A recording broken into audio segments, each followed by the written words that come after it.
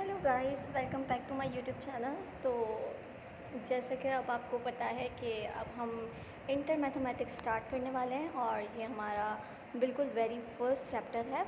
हमने first chapter से इस वजह से नहीं चलाया क्योंकि फ़र्स्ट चैप्टर हमारा है मैपल, तो वो ज़्यादा कंप्यूटर से रिलेट करता है, राइट। उसका मैथ्स में कोई काम नहीं है और उसका इतना तो पेपर में कोई वेटेज भी नहीं है, राइट। और सेकंड हमारा फंक्शंस एंड लिमिटेशंस हैं, उसको मैंने सोचा कि हम बाद में चलाएंगे। और पहले हम स्टार्ट करते हैं डिफ्रेंसीशन से। डिफ्रेंसीशन थर्ड चैप्टर है हमारी कोर्स बुक का, और उसमें भी हमने 3.1 3.2 अभी तक छोड़ा है क्योंकि 3.1 और 3.2 में सिर्फ एप्लीकेशंस ऑफ डेरिवेटिव्स हैं, एप्लीकेशंस ऑफ डेरिवेटिव्स। तो जब तक हमें ये नहीं पता चलेगा कि डेरिवेटिव है क्या, हम एप्लीकेशंस ऑफ डेरिवेटिव कैसे समझ सकते हैं। तो इसलिए हम पहले स्टार्ट कर रहे हैं 3.3 एक्सरसाइज से, जिसमें हम बेसिक इन्फॉर्मेशन लेंगे डेरिवेटिव्स का, कि बेसिक इन्फॉर्मेशन क्या है डेरिवेटिव्स की, डेरिवेटिव्स का पावर फार्मूला क्या कहता है, addition subtraction formula, multiplication formula और डिवीजन फार्मूला। ये 5 फार्मूलाज हमारे पास यहाँ पर यूज़ होंगे, राइट। तो हम पहले तो बेसिक इन्फॉर्मेशन लेंगे कि डेरिवेटिव हमारे पास होता क्या है या उसका सिंबल क्या है, हम उसको कैसे रिप्रेजेंट करते हैं, राइट। तो देखें हम डेरिवेटिव कैसे लिखते हैं। लिखने का बहुत ज़्यादा सिंपल ही है, कोई वो रॉकेट साइंस है ही नहीं इसमें। हम डेरिवेटिव को लिखते हैं ऐसे, ऊपर लगा दो डी, नीचे लगा लो डी एक्स और यहाँ पे कोई फंक्शन एक्स लगा दो। अब डेरिवेटिव एक्चुअली है क्या, अभी ये तो है डेरिवेटिव लिखने का तरीका, राइट। डेरिवेटिव एक्चुअली है क्या, डेरिवेटिव होता है हमारे पास change in function with respect to variable, change in function with respect to variable. अभी कैसे, पहले तो मैं यहाँ पे ये छोटी सी डेफिनेशन लिख दूँ कि चेंज इन फंक्शन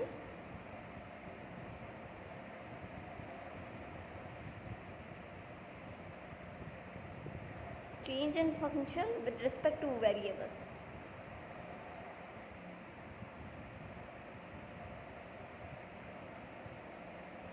देखो derivative of function with respect to x, हम इसको पढ़ेंगे कैसे, पहले तो derivative of x, derivative of function x with respect to variable x, derivative of function x with respect to variable x. अब इस function का चेंज होना इस वेरिएबल के विथ रिस्पेक्ट से, इसको हम कहते हैं derivative. Change in function with respect to variable x is what we call it derivative. तो डेरिवेटिव बहुत सिंपल है, डेरिवेटिव को कैसे रिप्रेजेंट करते हैं, ऊपर लगा लो डी और जिस फंक्शन में चेंज आ रहा है वो उसके सामने आ जाएगा, राइट। जिस विथ रिस्पेक्ट टू आ रहा है वो वेरिएबल हमारा डी के साथ नीचे आ जाएगा। तो derivative of function F with respect to variable x, ये हमारे पास बोलते हैं सिंपल, हम बोलते हैं डेरिवेटिव है, ठीक है। तो अब हमारे पास कुछ बेसिक टर्मिनोलॉजीज़ होती हैं कि हमारे पास डेरिवेटिव एक कांस्टेंट टर्म का क्या होता है, डेरिवेटिव किसी और का क्या होता है, ठीक है। पहले तो हमें ये समझना है कि ये वेरिएबल चेंज हो सकते हैं, ऐसा यहाँ पे हरगिज़ मतलब नहीं है कि यहाँ पे एक्स ही वेरिएबल होगा, नहीं, ये चेंज हो सकता है।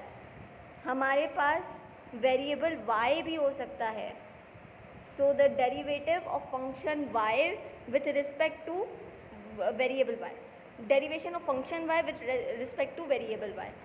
हम इसको ये भी कर सकते हैं कि derivative of function z with respect to variable z, मतलब f फंक्शन में चेंज आना with respect to variable z, इसका मतलब है y फंक्शन में चेंज आना with respect to variable y, इसका मतलब है x फंक्शन में चेंज आना with respect to variable x। तो derivative of function y with respect to variable y, derivative of function z with respect to variable z, इसको हम पढ़ते हैं ऐसे, ठीक है। तो डेरिवेटिव तो मतलब हो गया कि फंक्शन का चेंज होना with respect to any variable is what we call it derivative, ठीक है। ये डेरिवेटिव हमारे पास आता है कैलकुलस में, और कैलकुलस एक बहुत ज़्यादा बड़ी ब्रांच है जिसको हम ज़्यादातर अच्छी तरह पढ़ेंगे यूनिवर्सिटी लेवल में। तो अभी तो हमारे पास जो इंटरमीडिएट की मैथमेटिक्स है वो ज़्यादातर कैलकुलस ही है, राइट। हम इसमें डिफ्रेंसिएशन पढ़ेंगे, इंटीग्रेशन, वेरी इंपॉर्टेंट टॉपिक। मुझे नहीं पता कि लोग क्यों बोलते हैं कि डिफ्रेंसिएशन बहुत ज़्यादा डिफ़िकल्ट टॉपिक है। मुझे पर्सनली ऐसे लगा कि अगर आप सही तरह इस चैप्टर को समझते हो ना, तो it is not as difficult as you guys think कि ये बहुत ज़्यादा डिफ़िकल्ट है। अगर आप एक एक कॉन्सेप्ट अच्छी तरह लेके चलो तो ये बहुत अच्छी तरह हो जाता है। और ज़्यादातर सेंटर्स में, ये ट्यूशन्स में इस चैप्टर को लास्ट में करवाया जाता है, क्योंकि अगर ट्यूटर्स पहले स्टार्ट करवाएंगे ना इस चैप्टर को तो बच्चे ही पूरे भाग जाएंगे, since they think this chapter is very difficult. तो हमें बस समझना है कि इसको पढ़ाना कैसे है और हमें समझना है कि इसको पढ़ना कैसे है, इसकी बेसिक्स कैसे लेके चलनी है। तो हमने जब समझ लिया कि डेरिवेटिव क्या होता है, actually it is the change of function with respect to any variable is what we call it derivative.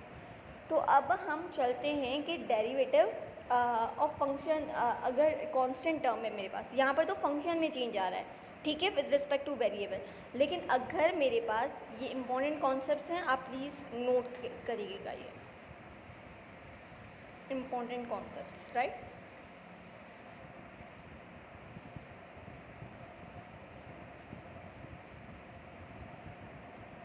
अभी इम्पॉर्टेंट कॉन्सेप्ट्स में हम क्या पढ़ने वाले हैं, हम पढ़ने वाले हैं कि अगर किसी कांस्टेंट टर्म का हमें डेरिवेटिव लेना है, derivative of a constant term, derivative of a constant term, right. Constant term क्या होता है, जिसमें वेरिएबल ना हो, राइट। अगर मेरे पास ये है 5x, तो ये x तो यहाँ पे वेरिएबल है, तो 5 यहाँ पे कोएफिशिएंट बन जाएगा, राइट। और अगर मैं सिर्फ लिखूँ 3, तो यहाँ पे 3 एक कांस्टेंट है, 3 एक कांस्टेंट है, 5 यहाँ पे कोएफिशिएंट है। ये बिल्कुल बेसिक मैथमेटिक्स से मैं लेके चल रही हूँ, बिल्कुल बेसिक कॉन्सेप्ट बता रही हूँ, तो प्लीज़ सब नोट कीजिएगा। And this is variable of course, ठीक है। तो 5x अगर आता है तो 5 तो वहाँ पे कोएफिशिएंट है, तो इसका तो कोई ना कोई तो डेरिवेटिव निकलेगा, क्योंकि इसके साथ आ रहा है वेरिएबल, ठीक है। और अगर आपके पास सिर्फ कांस्टेंट टर्म है, सिर्फ एक नंबर, एक न्यूमेरिकल वैल्यू है, एक कांस्टेंट टर्म है, तो उसका डेरिवेटिव हमेशा ज़ीरो होता है, उसका डेरिवेटिव हमेशा ज़ीरो होता है। दिस इज़ अ प्रॉपर्टी है, तो हमें अच्छी तरह पढ़नी पड़ेगी, राइट। डेरिवेटिव ऑफ समझ लो 3 with respect to variable x, तो इसका आंसर जो होगा वो होगा 0, उसका आंसर होगा 0, क्योंकि हमने पढ़ा है derivative is the change in function with respect to any variable. यहाँ पे 3 is not a function, it is a constant term, it is a numerical value, simple numerical value, तो इसमें तो कोई चेंज आ रहा ही नहीं है ना भाई। तो derivative of 3 with respect to variable x is 0। तो derivative of any constant term, हम यहाँ पे क्या स्टेटमेंट बना सकते हैं कि derivative of any constant term with respect to variable x और y और z और एनी वेरिएबल इज़ ऑलवेज 0। तो derivative of any constant term with respect to any variable इधर x y z is always 0। तो ये तो हमारा हो गया फर्स्ट प्रॉपर्टी, राइट। हमारी सेकेंड प्रॉपर्टी हमें क्या बोलती है, बहुत इंपॉर्टेंट टर्म्स है, प्लीज़ नोट कीजिएगा, राइट। तो सेकेंड टर्म हमें बोलती है कि डेरिवेटिव, ये आपको बिल्कुल मिल जाएंगे कि 3.3 के पेज नंबर से, आप पहले जब पेजेस देखेंगे जहाँ पे एग्जाम्पल्स और नोट्स दिए हुए हैं, की नोट्स, तो वहाँ पे आपको ये सारा कंटेंट मिल जाएगा। लेकिन वही बात है कि अगर कंटेंट मिल जाएगा तो एक्सप्लेनेशन नहीं है, राइट। तो यहाँ पे मैं आपको एक्सप्लेन कर रही हूँ। तो derivative of a variable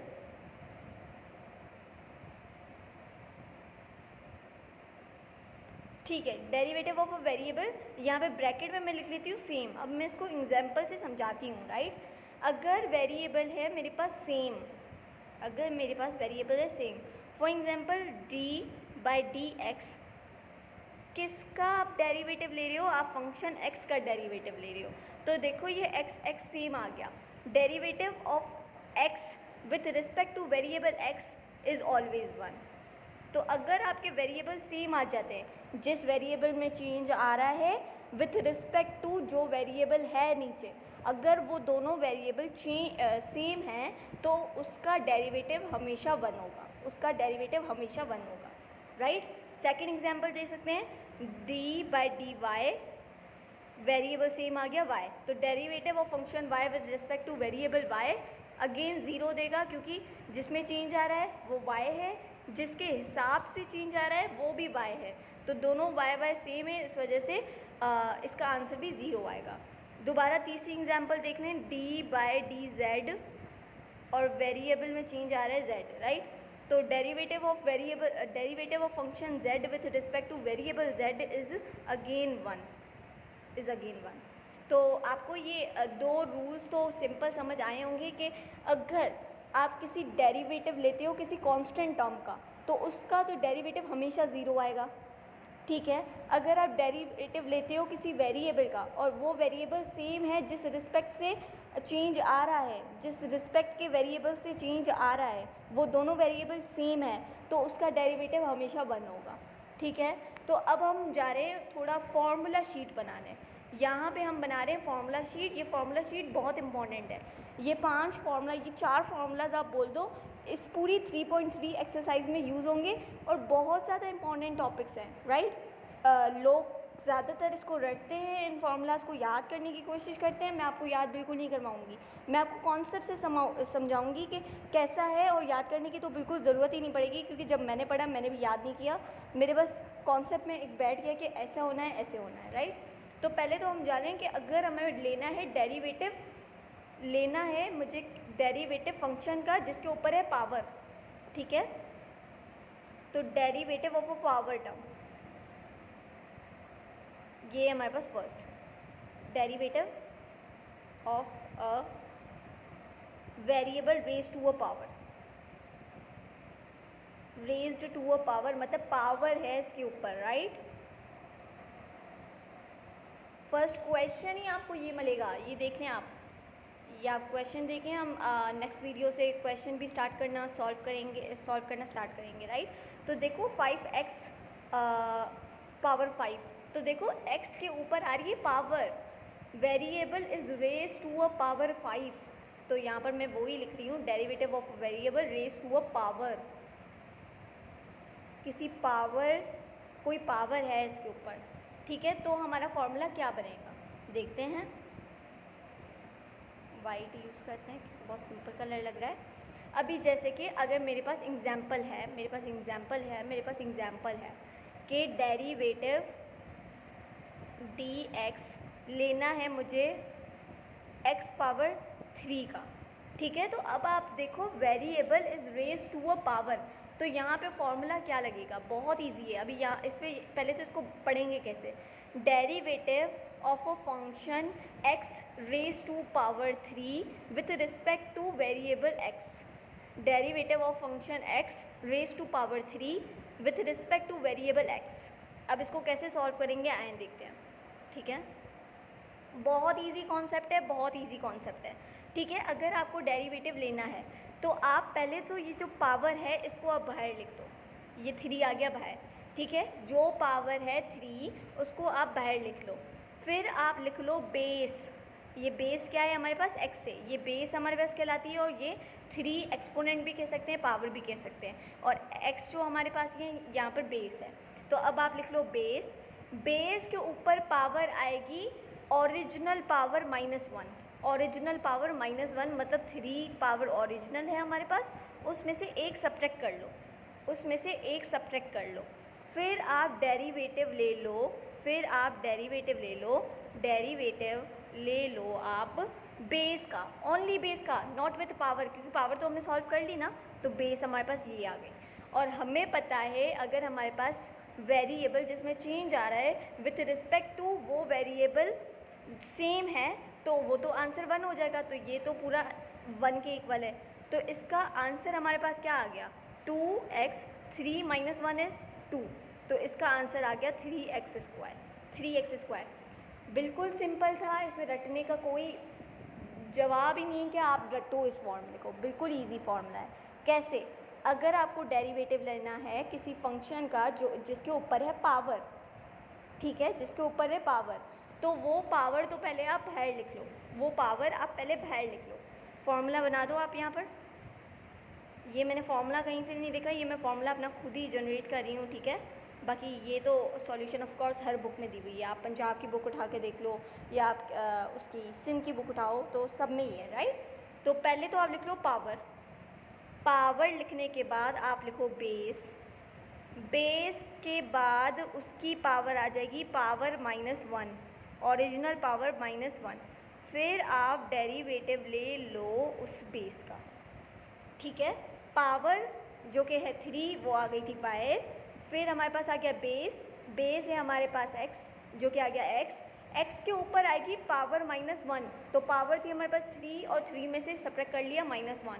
derivative of base लेना है तो बेस हमारे पास x है, तो derivative of function x with respect to variable x same हो गया तो हमने 1 के इक्वल कर लिया, और 3x 3 - 1 = 2, तो 3x² इसका आंसर आया। अब आई होप कि ये बहुत इजी हो गया होगा पावर के फॉर्मूले को सॉल्व करना। क्या आप पावर बाहर निकाल दो, बेस लिखो, बेस के ऊपर पावर -1 कर दो और डेरिवेटिव ले लो आप बेस का, तो आपके पास आंसर आ जाएगा। अगर आपको लेना है डेरिवेटिव ऑफ अ वेरिएबल जिसके ऊपर पावर दी हुई है, तो ये तो था हमारे पास first formula. This was the very first formula जो हमने यहाँ पर सीखा। अब हम आते हैं सेकेंड फार्मूला पर। बहुत इंपॉर्टेंट फार्मूलाज हैं, हमें ये देखने पड़ेंगे, याद तो नहीं करने पड़ेंगे लेकिन आपको समझना पड़ेगा, ठीक है। इंटर मैथमेटिक्स है तो बच्चों का तो खेल बिल्कुल भी नहीं है, लेकिन अगर आप तरीके से इसको लेके चलो, तरीके से समझो तो बिल्कुल ये बच्चों का ही खेल है, बहुत ज़्यादा बेसिक्स नहीं है, राइट। तो अब हम लेते हैं derivative of a function, derivative of functions जो कि या तो ऐड हो रहे हैं या तो सब्ट्रैक्ट हो रहे हैं, ऐड और सब्ट्रैक्ट। देखिए इन स्टेटमेंट्स के ऊपर आप बिल्कुल नहीं जाएं, आप सिर्फ कॉन्सेप्ट्स के ऊपर जाएं कि हम समझ रहे हैं कैसे हैं इन चीज़ों को, राइट। पावर वाला बहुत इजी था, पावर बाहर आ गई, बेस आ गई, बेस के ऊपर पावर -1 कर दो, डेरिवेटिव ले लो बेस का, ये हमारे पास आ गया डेरिवेटिव ऑफ वेरिएबल जो कि है रेज टू अ पावर। अब हमारे पास आ जाते हैं डेरिवेटिव ऑफ फंक्शंस, मतलब यहाँ पे दो फंक्शंस हैं और वो या तो ऐड हो रहे हैं या तो वो सब्ट्रैक्ट हो रहे हैं, या तो वो ऐड हो रहे हैं या तो वो सब्ट्रैक्ट हो रहे हैं। पहले तो हम एग्जांपल देख लेते हैं, d/dx, ये आपको एग्जांपल सब मिल जाएंगी, आप सिर्फ बुक खोलिएगा और देखिएगा 3.3 से पेजेस से पहले, तो आपको सब एग्जांपल्स मिल जानी है, राइट। तो अब हम ले रहे हैं एग्जांपल, राइट, d/dx। अब हमारे पास दो फंक्शंस हैं, या तो वो ऐड हो रहे हैं या तो वो सब्ट्रैक्ट हो रहे हैं, या तो वो ऐड हो रहे हैं या तो वो सब्ट्रैक्ट हो रहे हैं। जैसे कि अगर है हमारे पास f(x) एक फंक्शन है, ऐड हो रहा है g(x) दूसरे फंक्शन के साथ, ठीक है। तो ये हमारे पास आ गए दो फंक्शंस ऐड हो रहे हैं, तो derivative of functions, derivative of functions जो कि ईदर आर एडेड या तो आप और कर दो डेरिवेटिव ऑफ फंक्शंस जो कि आर सब्ट्रैक्टेड, तो derivative of functions either they are added और दे आर सब्ट्रैक्टेड, दोनों के लिए सेम फार्मूला है, बिल्कुल रट्टा नहीं है। जैसे कि मैंने आपको पहले बोला था, पावर वाला फार्मूला बिल्कुल इजीली क्लियर हो गया, वो बहुत ज़्यादा और क्लियर होगा जब हम क्वेश्चन नंबर 1 करेंगे, क्योंकि सारे पावर्स वाला है, सारा पावर्स वाला है, x⁵, x⁹, सारा पावर्स वाला है और बहुत मज़े के क्वेश्चन हैं, बहुत मज़ा आने वाला है, राइट। और वीडियोस अब बहुत बड़ी बड़ी बनेंगी क्योंकि इंटर मैथमेटिक्स है तो बच्चों का खेल बिल्कुल नहीं है, तो वीडियोस तो बड़ी बड़ी बनेंगी अब, ठीक है। तो हमारे पास ये आ गए टू फंक्शंस जो कि या तो ऐड हो रहे हैं या तो सब्ट्रैक्ट हो रहे हैं, या तो ऐड हो रहे हैं या तो सब्ट्रैक्ट हो रहे हैं, तो इनको कैसे सॉल्व करेंगे। अब जैसे कि हमने मल्टीप्लिकेशन में पढ़ा था कि अगर कोई चीज़ ब्रैकेट के बाहर होती है तो वो इससे भी मल्टीप्लाई होगी, वो इससे भी मल्टीप्लाई होगी, तो सेम कॉन्सेप्ट यहाँ पर है। डेरिवेटिव ले लो आप पहले फंक्शन का, डेरिवेटिव ले लो आप पहले फंक्शन का, ठीक है, एडिशन है तो प्लस कर दो, फिर आप डेरिवेटिव ले लो दूसरे फंक्शन का, और फिर बस ये हमारे पास आंसर आ जाएगा, ये हमारे पास आंसर आ जाएगा, राइट। क्या बिल्कुल सिंपल कॉन्सेप्ट है, बिल्कुल सिंपल क्वेश्चन, सिंपल। अगर डेरिवेटिव लेना है फंक्शंस का, या तो वो ऐड हो रहे हैं या तो वो सब्ट्रैक्ट हो रहे हैं, डेरिवेटिव उनके साथ अलग अलग करके लिख लो और बीच में साइन वो लगा लो जो कि आपके फंक्शंस के बीच में दी हुई है। तो यहाँ पर भी क्या हो गया, d/dx, पहले तो फंक्शन x का, अब यहाँ पे नेगेटिव साइन है तो नेगेटिव साइन हो गया, अब इसके साथ भी डेरिवेटिव लगा लो, तो d/dx gx, ठीक है। तो derivative of a function x with respect to variable x, ये हमारे पास हो गया एडिशन और सब्ट्रैक्शन का, ये हमारे पास क्या हो गया, एडिशन और सब्ट्रैक्शन का। अब मुझे लगता है अभी के लिए ये दो फार्मूलाज बिल्कुल काफ़ी हैं, क्योंकि शुरू के दो क्वेश्चन में हमारे पास यही फार्मूला यूज़ हो रहे हैं। फिर हम आगे चल के ऑफ कोर्स मल्टीप्लिकेशन के फार्मूले भी देखेंगे और हम लोग फार्मूला देखेंगे डिवीजन का भी, तो बहुत इजी है अभी के लिए। से पावर और हमने देखा है एडिशन और सब्ट्रैक्शन का। अब आती है बात इसको इम्प्लीमेंट करने की, और ये हम स्टार्ट करेंगे नेक्स्ट वीडियो से, क्योंकि नेक्स्ट वीडियो में हम स्टार्ट करने वाले हैं क्वेश्चन नंबर 1। बिल्कुल आसान है, बिल्कुल मुश्किल नहीं है। अगर लोग बोलते हैं डिफ्रेंसिएशन मुश्किल है तो उसको उनको समझ में नहीं आता, इस वजह से वो बोलते हैं कि मुश्किल है। अगर आपको समझ आ गया तो आपके लिए बिल्कुल हलवा है, बिल्कुल चुटकियों का काम है, तो आप बिल्कुल आराम से समझिएगा, बिल्कुल तसल्ली से समझिएगा, ताकि आपको एक एक चीज़ समझ आए। So this was all for today. हम नेक्स्ट वीडियो में क्वेश्चन नंबर 1 और 2 कर लेंगे।